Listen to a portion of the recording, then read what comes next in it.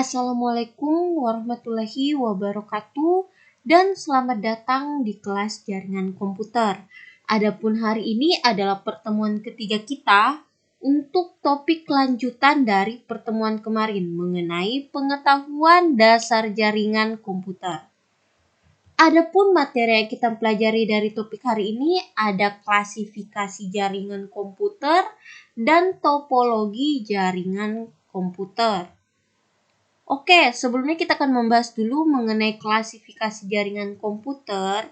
Untuk klasifikasi sendiri, itu kita akan bagi menjadi berdasarkan 3. Yang pertama berdasarkan area, yang kedua berdasarkan media penghantar, dan yang ketiga berdasarkan pola operasi.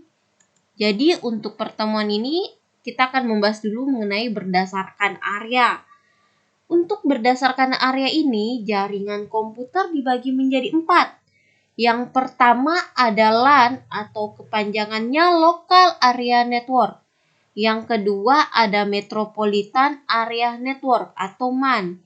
Yang ketiga ada WAN atau Wide Area Network. Dan yang keempat ada Internet.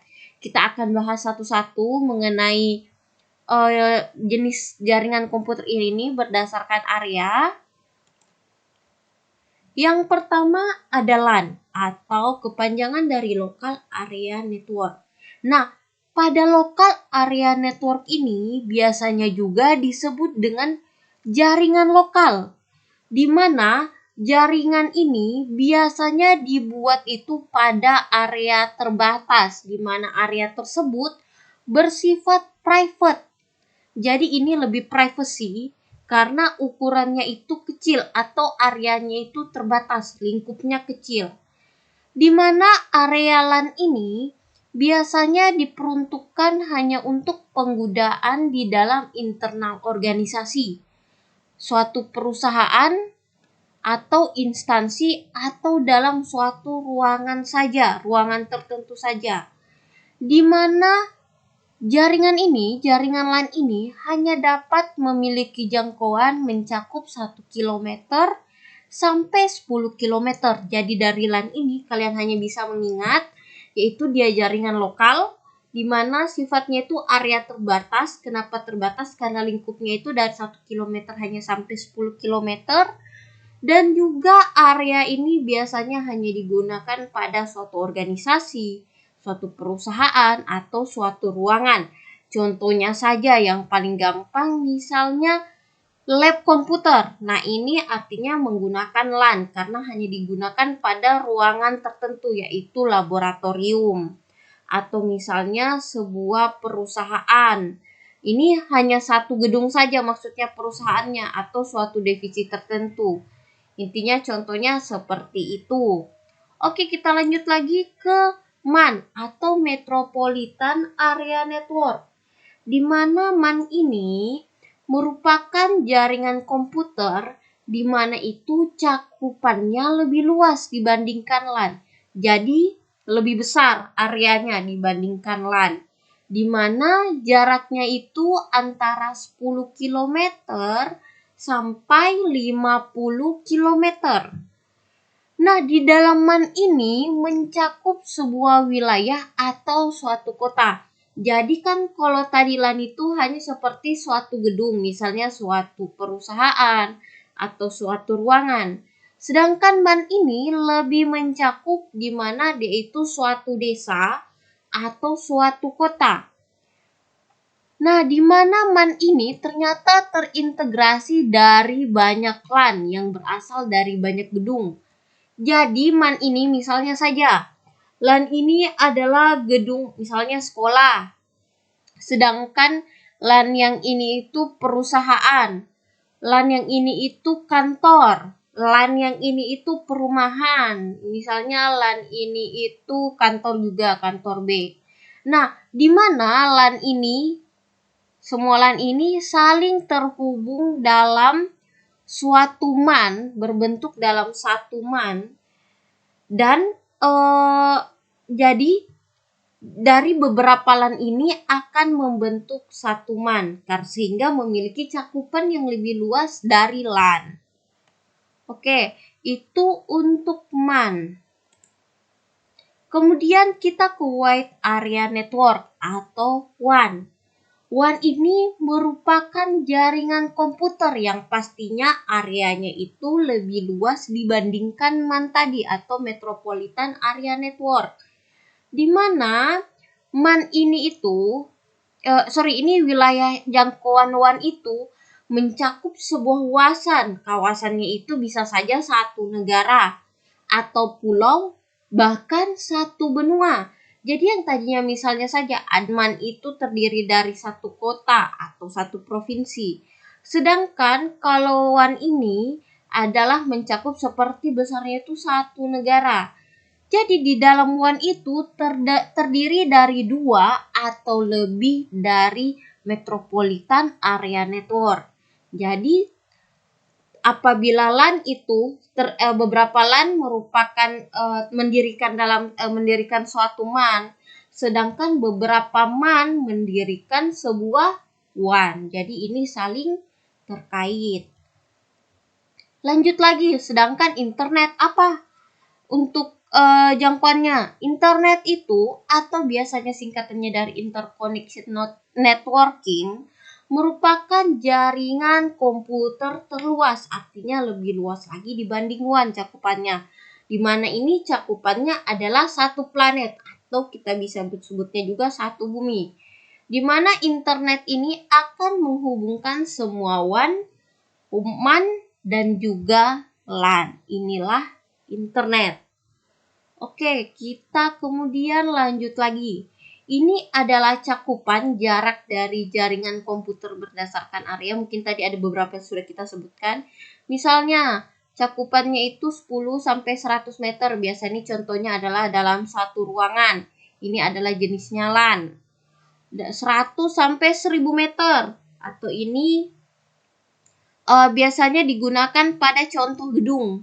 Ini juga menggunakan LAN. Kemudian 1000 meter sampai 10.000 meter biasanya digunakan untuk contohnya itu kampus. Ini juga termasuk LAN. Jadi kayak gedung-gedung, satu gedung itu biasanya masih menggunakan LAN. Untuk 10.000 meter sampai 100 meter itu biasanya itu suatu kota, suatu jarak atau cakupan suatu kota atau disebut dengan MAN atau Metropolitan Area Network. Sedangkan 100.000 sampai 1 juta adalah suatu negara yang artinya MAN, sedangkan 1 juta sampai 10 juta itu artinya satu benua yang pastinya juga menggunakan WAN. Dan apabila cakupannya lebih dari 10 juta, maka itu artinya sudah mencakup satu planet atau satu bumi. Maka itu sudah disebut dengan jenisnya itu berupa internet. Kemudian tadi kan sebelumnya saya jelaskan klasifikasi jaringan komputer itu dibagi 3. Yang pertama berdasarkan area, yang kedua berdasarkan media penghantar. Jadi untuk slide ini kita akan membahas mengenai jaringan klasifikasi jaringan komputer berdasarkan media penghantar. Yang pertama kita sudah pernah bahas sedikit menyinggung ini. Jadi di sini media penghantar itu ada dua sebenarnya. Ada wire menggunakan wire atau kabel dan juga adanya nama wireless atau nirkabel atau kita bisa bilang juga tanpa kabel. Pertama, wire atau kabel. Di mana kita akan menggunakan kabel pada untuk sebagai jaringan komputer itu kita akan menggunakan kabel sebagai media penghantarnya. Maksudnya media penghantar ini untuk melakukan pertukaran datanya itu menggunakan media penghantarnya itu berupa kabel. Lalu, media kabel ini biasanya berbahan dasar tembaga apabila media kabelnya ini kita gunakan pada LAN. Nah, kalian bisa lihat contohnya di ini gambarnya untuk media kabel yang berbahan dasar tembaga. Ini. Kemudian pada MAN atau WAN kita tidak menggunakan media kabel berbahan tembaga seperti LAN. Kita akan menggunakan kabel yang berbeda, di mana biasanya kabelnya itu kita sebut dengan serat optik, di mana bentuknya itu lebih besar dan lebih kokoh dan lapisannya pun lebih banyak atau lebih tebal lapisannya. Kalian bisa lihat ini gambar dari serat optik. atau biasa kita sebut juga dengan fiber optik.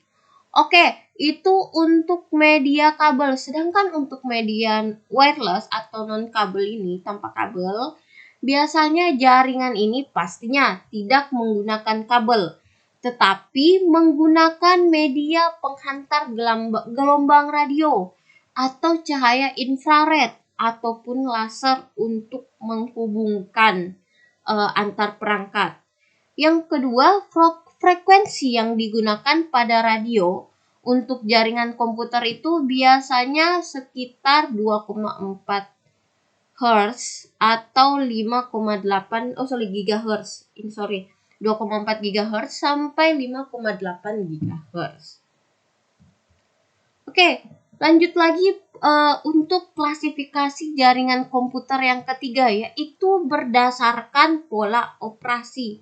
Di sini terbagi dua, ada client server atau peer-to-peer. Pertama, saya akan jelaskan dulu tentang client server. Nah, pada model ini, metode client server ini, di mana jaringan komputer tersebut mengharuskan salah satu, bisa juga lebih, komputer tersebut harus menjadi server atau menjadi sentral atau menjadi pusat di jaringan tersebut. Jadi kita harus menetapkan komputer yang akan menjadi pusat di jaringan tersebut. Yang kedua, di mana server tersebut atau pusatnya tersebut akan melayani komputer-komputer lainnya, di mana komputer-komputer yang dilayani tersebut disebut dengan client. Jadi selain server ada client. Jadi server inilah yang memberikan pelayanan kepada klien. Jadi klien inilah yang akan diberikan pelayanan.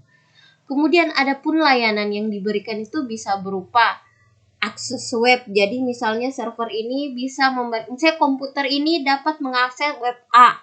Sedangkan untuk komputer B ini tidak dapat mengakses web. Jadi dia dapat memberikan akses yang mana sih komputer yang dapat melakukan akses web ini atau tidak, atau misalnya juga memberikan layanan email atau sehingga antar komputer ini dapat melakukan pertukaran data, file dan sebagainya. Itu untuk client server.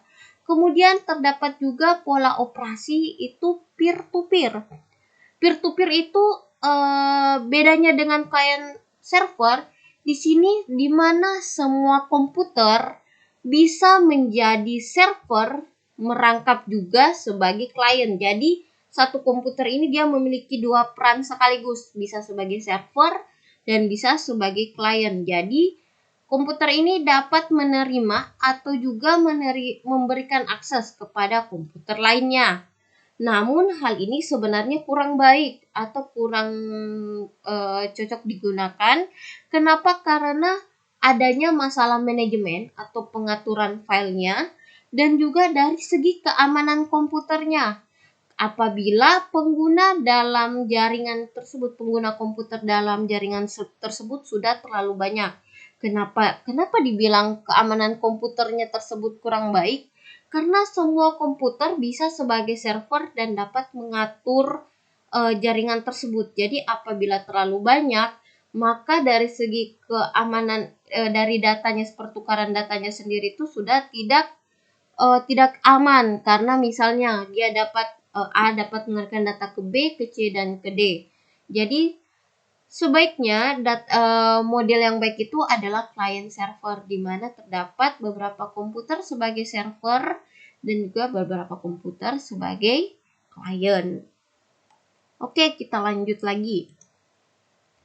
Oke, setelah tadi kita bahas tentang klasifikasi jaringan, sekarang saya akan membahas tentang topologi jaringan. Sebelumnya saya akan jelaskan dulu. Jadi sebenarnya topologi jaringan itu adalah di mana suatu teknis atau cara dan aturan dalam merangkai suatu komputer. Jadi bagaimana cara kita merangkai atau menghubungkan perangkat komputer, di mana sehingga komputer yang satu dengan komputer yang lainnya itu saling terhubung dalam sebuah jaringan komputer, sehingga akan membentuk hubungan yang bersifat geometris. Nah, sehingga topologi ini akan bersifat desain. Jadi modelnya itu nanti kalian akan lihat beberapa desain bentuk jaringan komputer. Ini kalian dapat implementasikan secara langsung untuk menghubungkan perangkat-perangkat jaringan dalam jaringan komputer. Nah, pada pada materi kali ini kita akan membahas 5 topologi jaringan. Ada topologi bus, ada topologi star, yang ketiga topologi ring, keempat topologi tree, dan yang kelima itu topologi mesh. Kita akan jelaskan satu-satu mengenai topologi ini. Nah, ini kalian perhatikan dulu gambar dari desain atau model dari topologi bus. Di sini kalian bisa lihat ada terminator. Di sini ada garis lurus seperti ini. Nah, seperti ini. Kemudian di garis lurus ini kemudian ada cabang kecil. Ini printer, ini PC, dan ini PC. Atau server juga bisa. Nah, di mana di sini berbentuk seperti kenapa dibilang bus, karena di sini ada jalur satu atau ini jalur utamanya dan ada terdapat terhubung dengan beberapa perangkat. Nanti kita akan jelaskan, coba kalian ingat-ingat dulu model desainnya. Nah, pada topologi bus ini merupakan topologi yang paling awal digunakan di dalam model topologi pada jaringan komputer, terutama di masa-masa awal jaringan komputer tersebut dikembangkan. Jadi ini adalah topologi yang paling awal digunakan. Di mana topologi bus ini dia menggunakan pola operasi yaitu metode peer-to-peer. Kalian bisa ingat lagi, peer-to-peer itu adalah metode di mana setiap komputer itu dapat memiliki atau merangkap peran, di mana bisa sebagai server atau sebagai klien. Nah, di sini lagi, di mana topologi ini akan menggunakan sebuah jalur koneksi, di mana jalur koneksi ini akan digunakan secara bersama-sama oleh beberapa perangkat komputer. Jadi kalian bisa lihat tadi ada garis lurus ini. Inilah yang disebut dengan jalur utama yang akan digunakan secara bersama-sama oleh beberapa perangkat komputer. Nah, di mana pada perangkat ini tersedia yang namanya terminator. Yang ini, di mana terminator ini sebagai awal dan akhir dari sinyal. Jadi pada saat sampai sini sudah terhenti atau sampai sini sudah terhenti, gitu.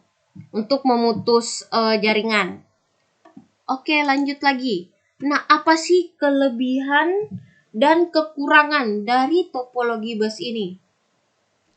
Di mana topologi bus ini kelebihannya itu ternyata sangat sederhana dan mudah diimplementasikan, karena kita tidak perlu memiliki pengetahuan yang teknis atau yang dalam terhadap ilmu jaringan komputer, sehingga kita dapat melakukan dengan mudah dapat merangkai sebuah jaringan dengan menggunakan topologi bus ini. Yang kedua, memerlukan biaya yang relatif murah. Kenapa? Jadi selain sederhana, juga ternyata topologi ini tuh murah. Karena penggunaan, misalnya saja karena penggunaan kabel dan penggunaan RJ45 atau konektornya itu tidak terlalu banyak, makanya dibilangnya relatif murah. Yang ketiga, topologi ini dapat digunakan dalam waktu jangka yang pendek. Karena mudah dan sederhana dan biayanya juga relatif lebih murah, jadi biasanya menjadi pilihan untuk digunakan dalam jangka waktu yang pendek. Kemudian yang keempat, kecepatan dan pertukaran datanya ternyata lebih cepat. Kenapa? Karena pada topologi bus ini kita menggunakan yang namanya ada jalur utama. Karena ada jalur utama inilah sehingga kecepatan datanya itu sangat cepat, atau untuk sampai antara paket data, waktunya itu untuk sampai dari perangkat satu ke perangkat yang lain itu lebih cepat. Lanjut lagi yang kelima, lebih mudah dalam melakukan penambahan perangkat komputer. Jadi misalnya saja nih, awalnya pada topologi itu kita memiliki 4 perangkat. Saya ingin menambahkan satu lagi sehingga di dalam jaringan tersebut terdapat 5 perangkat. Dan sehingga ternyata instalasi untuk melakukan penambahan komputer itu ternyata lebih mudah. Kemudian apa sih kekurangannya? Ternyata kekurangannya itu yang pertama, kurang andal dalam jaringan berkecepatan tinggi. Mengapa? Karena pada topologi bus ini ternyata belum mampu untuk menangani masalah-masalah yang disebabkan oleh beban trafik. Gini, karena jalurnya hanya ada jalur utama ini, yang ini, jadi pada saat misalnya workstation ini ingin mengirimkan data ke sini, kemudian ini juga ingin mengirimkan data ke sini, kemudian yang ini ingin mengirimkan juga data ke sini. Jadi semuanya terbebankan pada jalur utama ini. Karena banyaknya jalur utama ini, banyaknya pertukaran data pada jalur ini, maka beban pada jalur ini pun juga akan semakin besar, sehingga kurang bagus digunakan pada jaringan yang membutuhkan kecepatan tinggi. Kemudian, tidak cocok untuk pada jaringan komputer berskala besar. Nah, mengapa kurang cocok untuk hanya cocok untuk jaringan lokal? Karena di mana penggunanya ini itu biasanya yang belum memiliki pengetahuan teknis mengenai jaringan komputer. Jadi, apabila kalian ingin menggunakan skala yang lebih besar, sebenarnya tidak direkomendasikan untuk menggunakan topologi bus. Kemudian, yang ketiga, apabila salah satu komputer mengalami gangguan, maka biasanya komputer lain itu atau jaringan komputer tersebut secara umum akan mengalami gangguan juga. Mengapa? Karena bersifat searah dan semua komputer itu akan saling terhubung secara searah. Maka apabila pada rangkaian listrik dasar, apabila diandekan sebagai listrik dasar, maka jaringan topologi bus ini seperti aliran listrik seri. Mungkin kalian pernah belajar di fisika. Jadi seperti rangkaian seri, jadi saling terhubung satu sama lain. Sehingga apabila satu komputer mengalami masalah, maka akan mengganggu komputer lainnya. Nah, itulah konsep dan kelebihan serta kekurangan dari topologi bus. Kemudian ada yang namanya topologi star. Di sini kalian ingat dulu modelnya. Jadi kenapa dibilang topologi star? Karena kalian bisa lihat seperti ini. Nah, jadi topologi star itu ciri khasnya itu biasanya ini.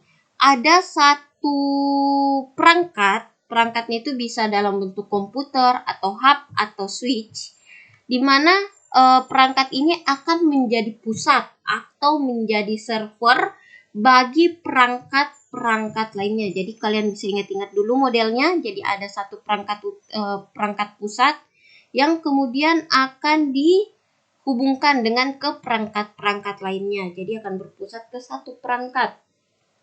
Oke, kita akan bahas mengenai topologi star. Oke, topologi star. Di mana seperti saya jelaskan atau kalian bisa lihat model sebelumnya, di mana pada jaringan ini ternyata terdapat sebuah perangkat. Perangkatnya ini bisa berupa komputer, atau hub, atau switch. di mana perangkat ini akan menjadi pusat jaringan komputer tersebut. Sehingga perangkat yang menjadi pusat ini akan disebut dengan server. Dan komputer-komputer lainnya akan disebut dengan klien. Jadi topologi ini itu kayak menerapkan pola operasi server klien, di mana ada beberapa perangkat menjadi server dan terdapat beberapa perangkat sebagai klien. Tetapi di topologi star ini yang menjadi server adalah yang perangkat yang berada di tengah-tengah ini. Jadi ini adalah server, dan yang komputer-komputer yang terhubung inilah yang disebut dengan klien. Nah, untuk berkomunikasi antar klien harus melalui server terlebih dahulu. Saya akan jelaskan sedikit. Jadi misalnya saya ingin mengirimkan data atau mentukarkan data dari workstation yang ini ke file server. Jadi untuk mengirimkan data ke sini, jadi datanya itu pertama dari workstation ini akan mengirimkan data ke konstructor atau kita sebut saja dengan server. Kemudian server ini akan mengirimkan data ke file server. Begitu juga saya ingin mengirimkan data dari sini, akan mengirimkan data dulu ke server, kemudian mengirimkan data, misalnya tujuannya adalah komputer yang ini. Jadi apabila kalian mengirimkan data dari suatu perangkat ke perangkat lain, semuanya harus melalui server. Jadi makanya disebutnya sebagai pusat data.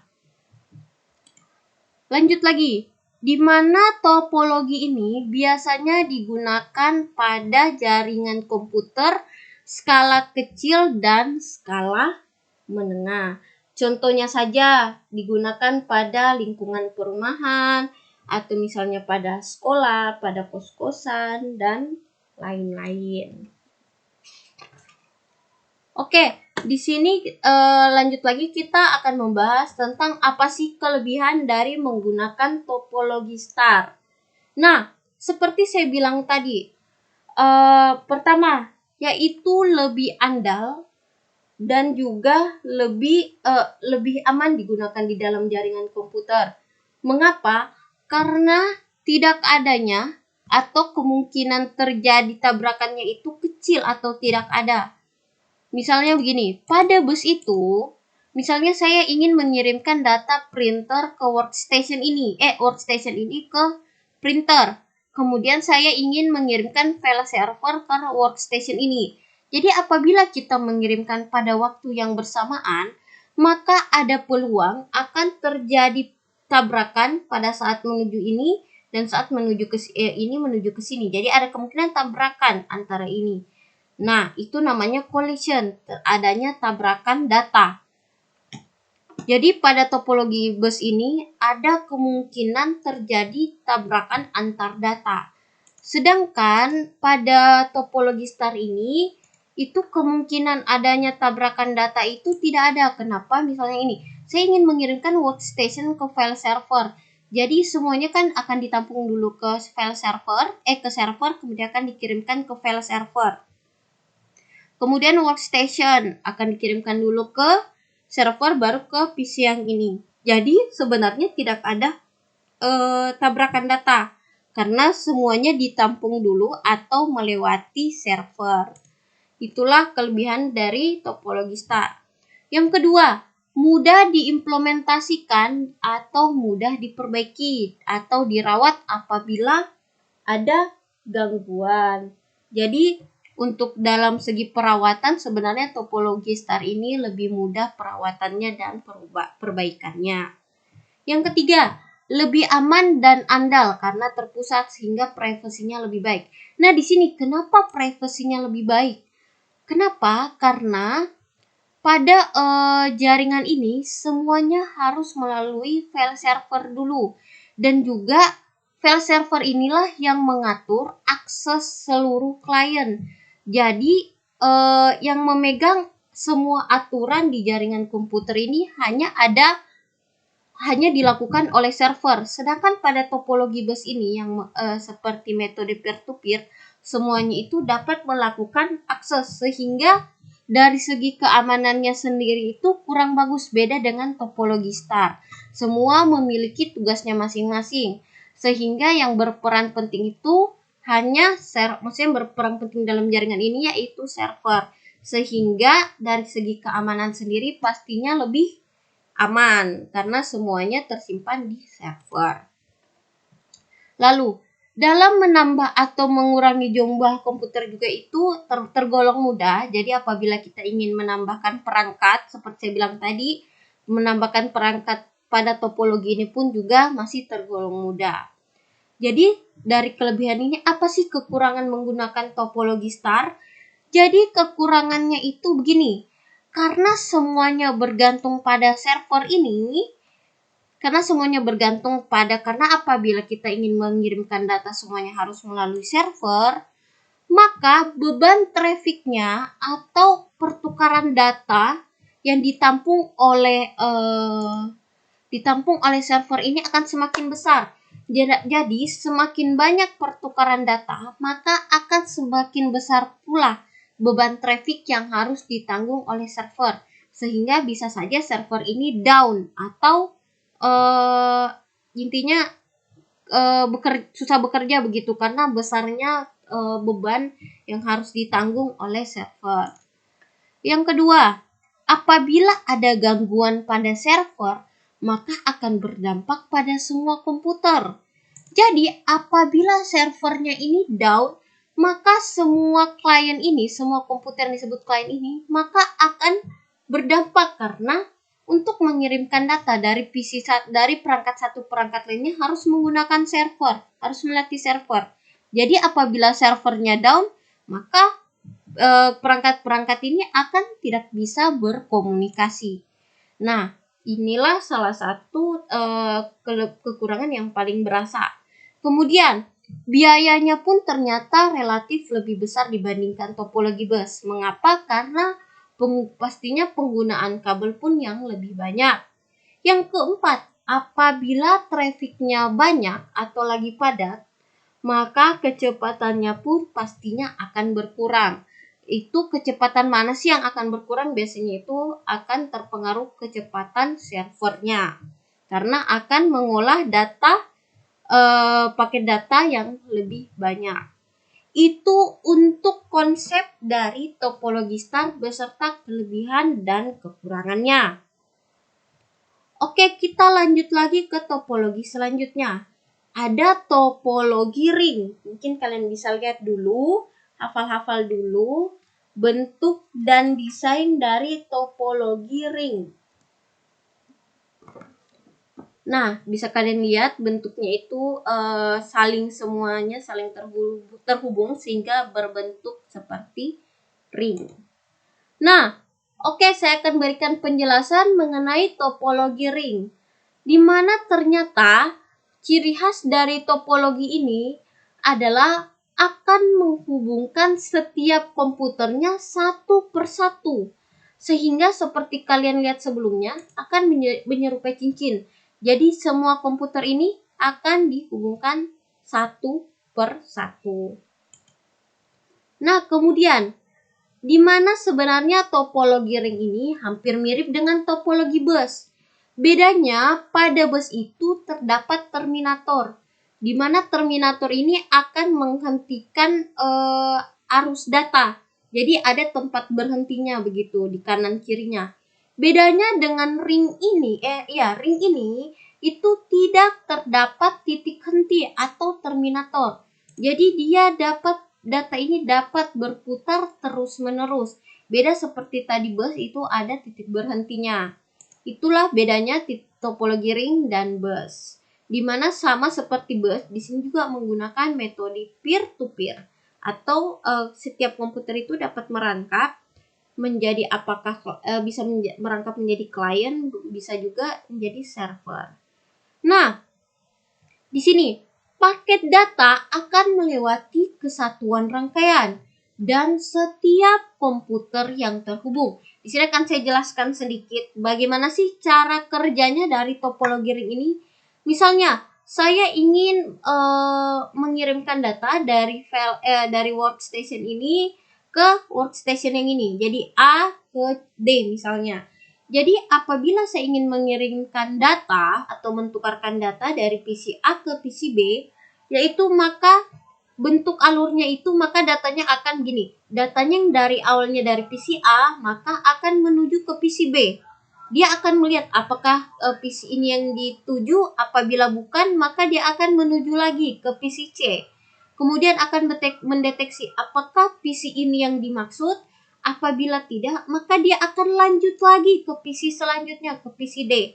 Nah, dia kemudian bertanya lagi, apakah PC ini yang ditujukan? Apabila iya, maka kemudian data ini akan diterima oleh PC D.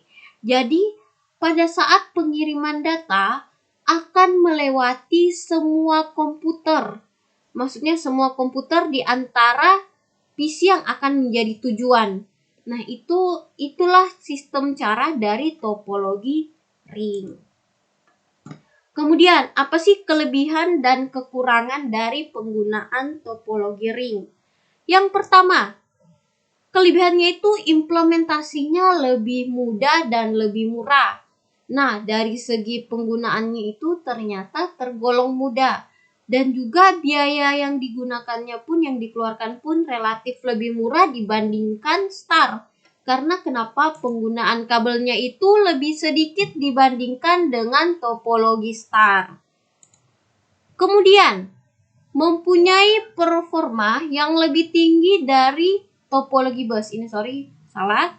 Jadi memiliki kecepatan yang lebih tinggi dari topologi bus. Jadi dari segi performanya sendiri apabila kita bandingkan dengan bus, jadi sebenarnya topologi ring ini relatif lebih baik. Kemudian, tidak adanya terjadi tabrakan data. Mengapa? Karena datanya itu pasti melewati atau searah. Misalnya dia akan berjalan sesuai ini, maka tidak akan terjadi tabrakan data atau collision. Lanjut lagi ke kekurangan topologi ring. Jadi apabila memiliki kelebihan pastinya memiliki kekurangan. Ternyata konfigurasinya itu lebih tinggi atau lebih sulit. Karena topologi ring ini ternyata pada saat untuk menghubungkan dari setiap komputer ke komputer lainnya kan harus membentuk cincin. Jadi ada awal akhiran yang harus disambung. Ternyata konfigurasinya itu ternyata lebih sulit. Walaupun implementasinya lebih susah, beda ya implementasi dengan konfigurasi. Konfigurasi itu lebih ke teknis untuk menghubungkan kabel-kabelnya itu ternyata lebih sulit. Yang kedua itu ternyata dalam membangun topologi ini ketelitian itu membutuhkan ketelitian yang lebih tinggi. Mengapa? Karena biasanya itu topologi ini peka terhadap kesalahan. Jadi apabila kita ada sedikit kesalahan dalam konfigurasinya dan sebagainya itu maka topologi ini tidak akan berjalan sebagaimana mestinya. Jadi dibutuhkan ketelitian dalam membangun topologi ini. Yang ketiga, seperti saya bilang tadi ini berhubungan sama nomor 2. Jadi apabila ada kesalahan pada di satu node atau di suatu perangkat maka akan mengganggu node lainnya. Nah, kenapa mengganggu node lainnya? Kalian ingat cara kerja dari topologi ring sendiri.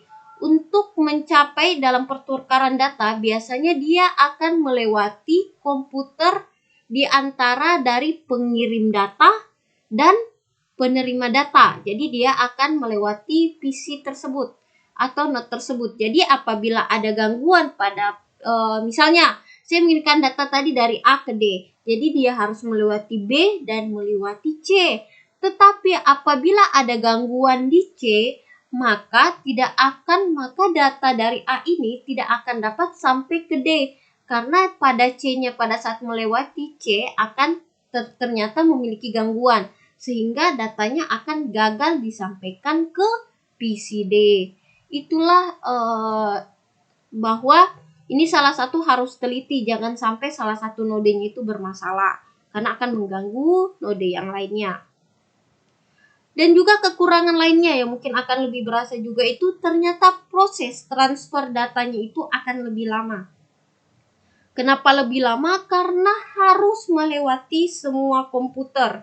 Jadi untuk menuju komputer yang dimaksud itu harus melewati dulu komputer-komputer yang ada di antara komputer pengirim dan komputer penerima data. Nah, inilah mengapa prosesnya lebih lama. Ini penjelasan untuk topologi ring. Oke, kita lanjut lagi ke topologi selanjutnya. Oke, topologi selanjutnya bisa kalian lihat. Ini ada topologi tree. Nah, kalian bisa perhatikan desain dan modelnya. Di sini ada konsentrator. Mungkin konsentrator ini bisa disebut, kalian sebut juga dengan server. Jadi pada topologi ini terdapat dua jenis konsentrator atau server, di mana terdapat server utama. Nah, kalian bisa lihat ini namanya server utama, dan juga ada namanya server sentral atau hanya pusat.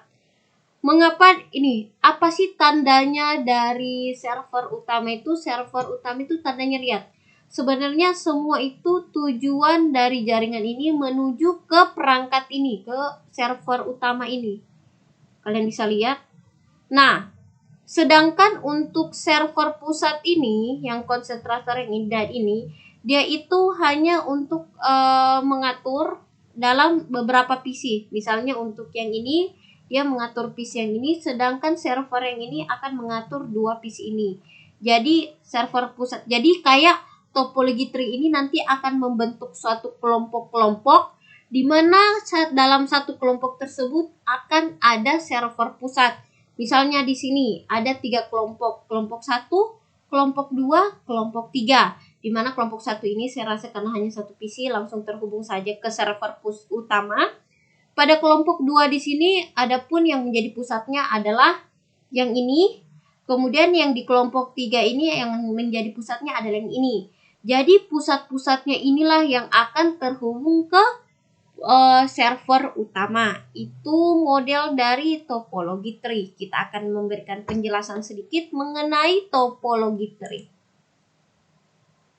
Oke, topologi tree. Sebenarnya topologi ini merupakan gabungan dari topologi bus dan topologi star. Nanti saya akan jelaskan sedikit mengapa sih disebut dengan gabungan dari topologi bus dan topologi star. Jadi bentuk geometris ini, jaringan komputer ini menyerupai pohon. Seperti kalian dari namanya saja topologi tree. Tree itu artinya pohon. Di mana di sini terdapat 3 level. Levelnya itu, level paling atas itu ada disebut dengan root. Biasanya kita bahasa Indonesianya akar. Di mana root ini akan menjadi server utama. Kemudian setelah level teratas ada root, kemudian di level di tengah itu ada namanya batang. Atau level kedua itu disebutnya dengan server pusat yang tadi saya jelaskan. Di sini pada server pusat ini dia menggunakan topologi bus. Modelnya topologi bus.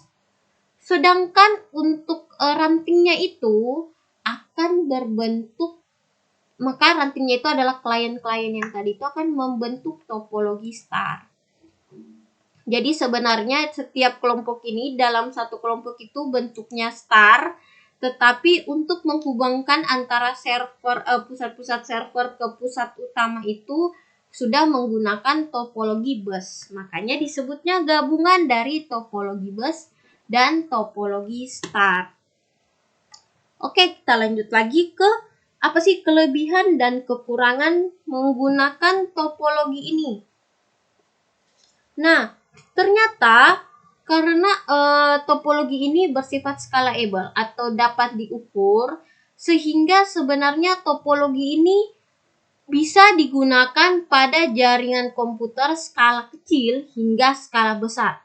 Sehingga topologi inilah yang paling banyak diterapkan dalam kehidupan sehari-hari. Karena banyak diterapkan di berbagai tempat. Karena seperti saya bilang tadi, dapat mendukung jaringan skala besar hingga jaringan skala kecil. Yang kedua, dalam penambahan jumlah perangkat ternyata mudah. Jadi apabila kita ingin melakukan penambahan atau penurunan perangkat itu masih tergolong mudah, dan juga bukan hanya penambahannya juga yang mudah, tetapi apabila ada gangguan, perbaikannya pun akan lebih mudah. Yang ketiga, apabila ada gangguan pada suatu komputer, gangguan pada komputer ini tidak akan mengganggu komputer lainnya, sehingga komputer lain pun akan tetap dapat berjalan sebagaimana mestinya. Ini dalam hierarki yang sama. Hierarki ini maksudnya dalam kelompok yang sama. Oke, kekurangannya apa? Kekurangannya itu ternyata potensi tabrakan datanya sangatlah besar. Mengapa ada potensi tabrakan? Karena ada topologi bus. Jadi kemungkinan tabrakannya itu terdapat pada batang, yaitu yang menghubungkan antara pusat server pusat ini yang di setiap kelompok atau hierarki itu ke pusat utama. Disitulah terdapat potensi tabrakan data. Yang kedua, memerlukan perancangan yang matang untuk mengimplementasikan topologi ini. Nah, seperti kalian lihat, di topologi tree ini kan ada topologi bus dan star yang juga itu ada server utama, ada server setiap hierarki atau kelompok, dan juga ada klien-kliennya. Nah, di sini saya rasa itu dibandingkan topologi lainnya, topologi ini tuh bentuknya atau modelnya itu lebih kompleks. Jadi kalian harus menentukan yang mana sih yang masuk di level root atau akar atau level tertinggi, yang mana sih perangkat yang masuk sebagai level batang dan yang mana yang masuk sebagai level ranting atau kliennya. Jadi di sini itu kalian memerlukan desain atau model rancangan itu yang matang sehingga tidak ada kesalahan dalam mengimplementasikan topologi ini. Yang ketiga, kekurangannya adalah apabila komputer rootnya mengalami masalah, maka semua dalam jaringan tersebut juga akan mengalami masalah. Sedangkan apabila pusat servernya yang bermasalah, ini adalah server setiap kelompoknya mengalami gangguan, maka komputer di bawahnya atau di bawah server tersebut yang satu kelompok itu juga akan mengalami gangguan. Tetapi komputer kelompok lainnya tidak. Jadi ini maksudnya hanya pada satu kelompok yang sama. Apabila server pada kelompok tersebut mengalami gangguan, maka dalam kelompok tersebut semua komputernya akan mengalami gangguan. Tetapi tidak mempengaruhi kelompok lain, hanya mempengaruhi kelompok tersebut. Tetapi apabila rootnya yang sudah bermasalah, maka semua komputer pastinya akan bermasalah. Itu untuk topologi tree. Kemudian kita lanjut lagi ke topologi selanjutnya atau topologi terakhir. Ini adalah topologi terakhir atau topologi mesh. Di mana topologi ini akan seperti kalian bisa lihat di sini. Nah, topologi ini tuh ciri khasnya apa? Ciri khasnya dia akan menghubungkan ke semua perangkat nih. Kalian bisa lihat dari misalnya PC ini, dia akan menghubungkan ke file server, misalnya juga ke PC B, ke PC C, dan ke PC D. Begitu juga yang ini menghubungkan ke PC A, ke file server, PC B, dan PC B. Nah, jadi semuanya ini, semua perangkat itu akan saling terhubung satu sama lain. Kita akan jelaskan lebih detailnya. Nah, topologi mesh ini ciri khasnya seperti kita jelaskan sebelumnya, akan menghubungkan semua komputer secara full. Jadi disebut dengan istilah fully connected. Jadi semuanya akan saling berhubungan. Di mana topologi ini akan menjadi topologi yang paling kompleks. Kenapa? Karena semua komputer perangkat tersebut harus berhubungan. Sehingga topologi ini biasanya digunakan pada skala yang tidak terlalu besar. Kenapa? Karena mungkin dari segi penggunaan kabel dan sebagainya yang sangat rumit. Jadi biasanya hanya digunakan pada skala kecil. Sehingga karena kompleksnya lah topologi ini, maka sehingga topologi ini jarang digunakan pada kehidupan sehari-hari. Jadi, tapi apa sih kelebihan dan kekurangan dari topologi ini? Kelebihan dari topologi ini adalah mudah dalam mendeteksi kesalahan. Jadi apabila kesalahan pada suatu PC, kita dapat deteksi langsung. Kenapa? Karena ya sudah. Karena apabila yang gangguan pada PC A, maka memang deteksi kesalahan sumbernya itu pada A, gitu. 2. Tidak berpengaruh dengan komputer lainnya. Jadi, apabila komputer yang misalnya saja yang ini bermasalah, maka tidak akan mengganggu komputer lainnya. Kenapa? Karena apabila workstation itu ingin mengirimkan file server ini, maka dia langsung mengirimkan saja pada rantai yang ini. Nah, karena tidak harus mengirimkan data melalui rantai yang ini, pasti bisanya langsung menggunakan rantai ini. Jadi, biarpun ini bermasalah, maka tidak akan mempengaruhi komputer-komputer lainnya dalam mengirimkan data. Misalnya saja, PC ini saya mengirimkan data ke file server menggunakan rantai yang ini. Yang ini saya ingin hubungkan ke sini menggunakan rantai yang ini. Kemudian saya ingin mengirimkan data ke sini ingin menggunakan rantai yang ini. Jadi sama sekali tidak ada hubungannya dengan PC yang ini. Jadi apabila ini bermasalah maka tidak akan berpengaruh ke PC lainnya atau perangkat lainnya. Kemudian pengiriman datanya lebih cepat, pastinya lebih cepat karena terdapat kabel yang memang langsung terhubung ke komputer lainnya. Jadi misalnya seperti kita bilang tadi, ingin mengirimkan data dari sini ke sini, ya sudah pakai kabel yang ini saja, tidak perlu menggunakan kabel yang ini, yang panjang ini. Karena jadi sehingga pengiriman datanya pun akan lebih cepat karena langsung terhubung antara perangkat yang mengirim data ke perangkat yang menerima data. Makanya pengiriman datanya itu lebih cepat. Kemudian, membantu meningkatkan keamanan data yang dipertukarkan. Nah, kenapa keamanan datanya lebih bagus? Karena pada saat saya ingin mengirimkan data dari ini ke ini, saya tidak perlu data ini tidak perlu melewati perangkat komputer lainnya. Jadi langsung menuju ke perangkat yang dituju. Nah, jadi keamanan datanya itu, yang mengetahui data tersebut hanya komputer yang ini, perangkat yang ini, dan perangkat yang ini. Beda lagi dengan apabila dia melewati PC yang ini, maka PC ini sempat menerima data dari ini. Maka dari segi keamanannya pun mungkin masih agak kurang baik. Tapi karena pada topologi ini datanya langsung dikirimkan ke penerima, maka keamanan datanya pun sangat baik. Nah, dari kelebihan itu, apa sih kekurangannya? Kekurangannya pastinya instalasi atau konfigurasinya tergolong sulit. Karena di sini kita harus menghubungkan semua perangkat ini. Jadi, tujuan dari mesh ini syaratnya harus terhubung semua. Jadi, pastinya akan tergolong lebih sulit. Yang kedua, biaya relatif mahal. Kenapa mahal?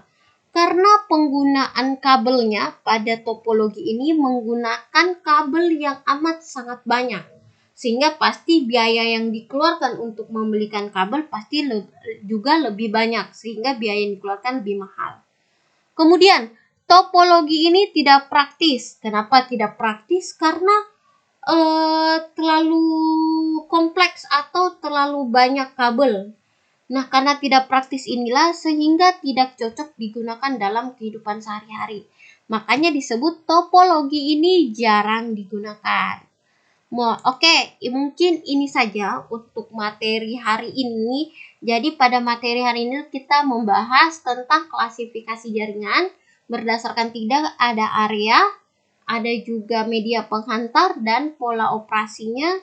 Begitu juga pada topologi jaringan, yaitu ada lima topologi, yaitu ada bus, ada star, ada ring, ada tree, dan ada mesh. Nah, apabila ada pertanyaan mengenai materi ini, silakan tanyakan di grup. Saya buka grupnya secara ini. Kita bisa diskusi di grup tersebut. Oke. Untuk pertemuan ini tidak ada tugas sama sekali. Jadi terima kasih banyak sudah menonton video pembelajaran ini. Saya tutup kelasnya. Wassalamualaikum warahmatullahi wabarakatuh.